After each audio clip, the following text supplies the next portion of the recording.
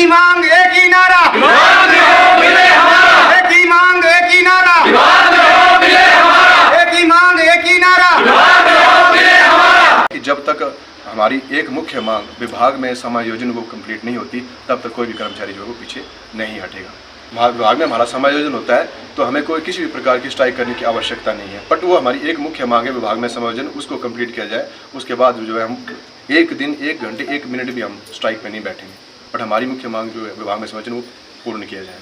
क्योंकि एक बार भी हमें ठगा गया, बार बार हम इस उलझन में नहीं पड़ेंगे। जब तक हमारा विभाग में समायोजन नहीं है तब तक हम इससे पीछे हटने का कोई सवाल ही पैदा नहीं करता।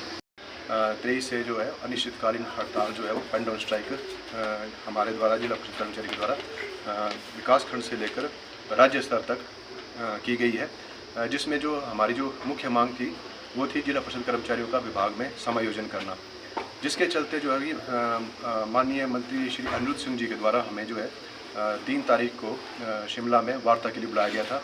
और उस दौरान वार्ता के दौरान हमने जो हमारी समस्याएं थी, कर्मचारियों की जो समस्याएं थी, चाहे वो पंचायत सचिव है, चाहे वो कनिष्ठ अभियंता है, चाहे वो तकनीकी सहायक है, चाहे वो कनिष्ठ लेखापाल है, चाहे वो डाटा एंट्री ऑपरेटर है, चाहे वो हेल्पर है, चाहे कनिष्ठ वेतनमान आशुलिपिक है, चाहे सहायक अभियंता है, हमने उन सभी की जो समस्या हमें इसमें फेस हो रही है उन सबको हमने जो है माननीय मंत्री जी के सम्मुख रखा। और उन सब समस्याओं का हमने एक ही समाधान मंत्री महोदय को दिया है कि हमारे जितने भी कर्मचारी उन सभी का विभाग में विलय किया जाए। जो इसमें हमारी जो मुख्य समस्या आ रही है वो है 6th पे कमीशन जो हमारे ऊपर लागू किया गया था उसका लागू ना होना। इसके साथ ही कर्मचारी को जो डीए मिलता है वो डीए नहीं मिल रहा है। कुछ कर्मचारी जो नियमित हुए 2023 के बाद 2023 से उन कर्मचारियों को जो है वो नियमितीकरण का लाभ भी नहीं दिया जा रहा, जिसके चलते जो है कर्मचारियों में काफ़ी रोष उत्पन्न हो गया था। और बार बार अनुरोध करने के उपरांत भी, सरकार से, विभाग से बार बार अनुरोध करने के उपरांत भी जब ये समस्या का समाधान नहीं हो पाया तो जो कर्मचारियों ने है 19 तारीख को जो है एक धरना प्रदर्शन किया चौड़ा मैदान में, जिसमें उन्होंने अपने मांगों के माध्यम से सरकार को अवगत करवाया कि जो हमारी समस्या है उनको सुना जाए। परंतु उसके बाद भी हमने उनको अवगत करवाया कि अगर 10 दिन के अंदर हमारी मांगें जो वो पूर्ण नहीं होती है तो 30 सितंबर से हम लोग जो है वो अनिश्चितकालीन हड़ताल के ऊपर चले जाएंगे। जब उसके बाद भी मांगे को नहीं सुना गया तो हम लोग जो थे वो 30 तारीख को हड़ताल पे चले गए। इसके उपरांत मंत्री साहब ने हमारी सभी मांगों को सुना और उन्होंने हमें आश्वासन दिया कि जो आपकी मांगे हैं, चाहे वो छठा वेतन मांग है, चाहे विभाग में समायोजन है, उनका समाधान किया जाएगा।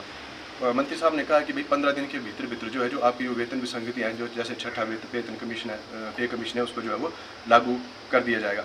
बट हमारी जो मुख्य मांग है ये सब मांगे तो चलती रहेंगी, बट इन मांगों का हल तभी संभव हो पाएगा जब हमारा विभाग में समायोजन किया जाएगा।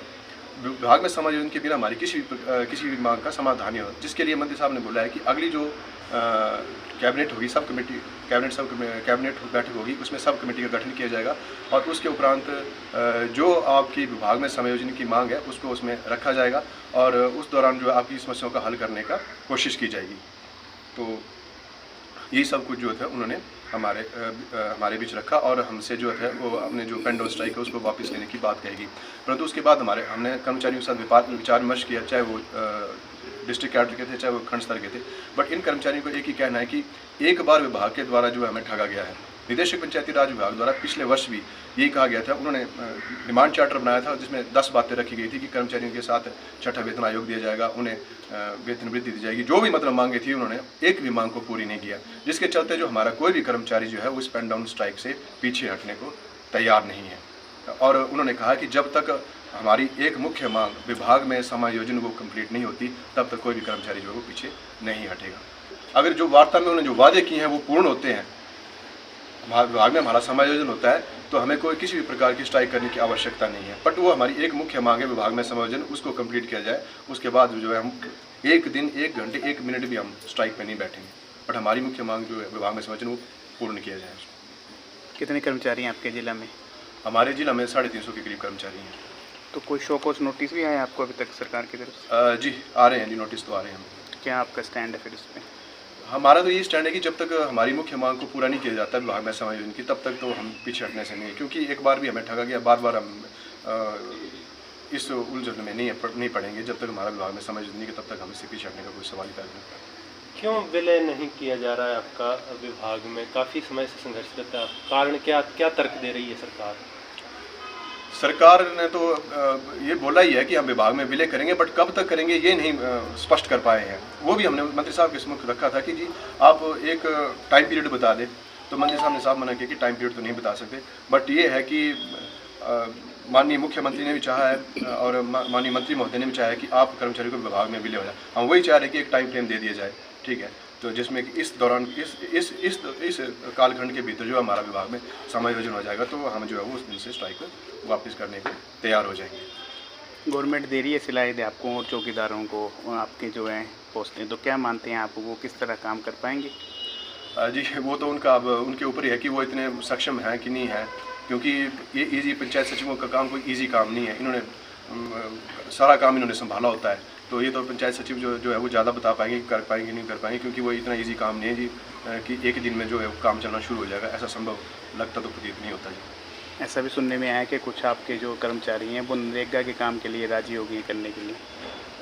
जी ऐसा तो मेरा भी ध्यान में नहीं है, बट फिर भी अगर ऐसा है कुछ तो चलो उसके ऊपर भी विचार किया जाएगा। मतलब हड़ताल आपकी जारी रहेगी, रोजाना जैसे चल रही है वैसे चलेगी? हड़ताल जारी रखना हमारी मजबूरी है सर, हम नहीं चाहते कि हम हड़ताल पे जाएं, ठीक है, बट जो वेतन विसंगति हैं, जो अब एक ही बात ले लेते हैं कि एक डीए का लाभ देना होता है। 2020 में कोरोना काल लगा था, उसमें जो है थी सरकार के द्वारा हमारा डीए फ्रीज किया गया था। 4 वर्ष हो गए, कर्मचारी जहाँ जो सैलरी जहाँ ले रहा है वहीं पे खड़ा है, उसकी कोई सैलरी नहीं बढ़ी, ठीक है। 2020-2021 कोरोना काल के चले गए, हमारा डीए फ्रीज रहा, नहीं मिला, महंगाई भत्ता जिसे बोला जाता है। उसके बाद 2022 में 6th पे कमीशन लग गया, सरकार के सभी कर्मचारियों के ऊपर 6th पे कमीशन लग गया। बट जब बारी जिला परिषद कर्मचारियों की आई तो उनको ये कहकर देने से मना कर दिया कि आप विभाग के कर्मचारी नहीं हैं, ठीक।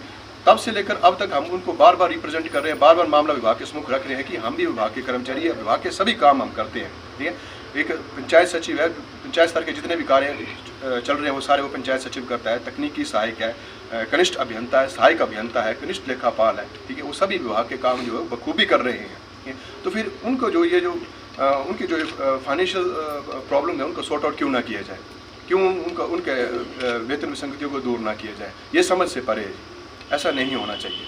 तो हम तो आपके माध्यम से ये सरकार के सम्मुख ये कहना चाहेंगे कि हमारी आवाज़ को सुना जाए, हमारी जो बातें हैं उनको ध्यान में लिया जाए।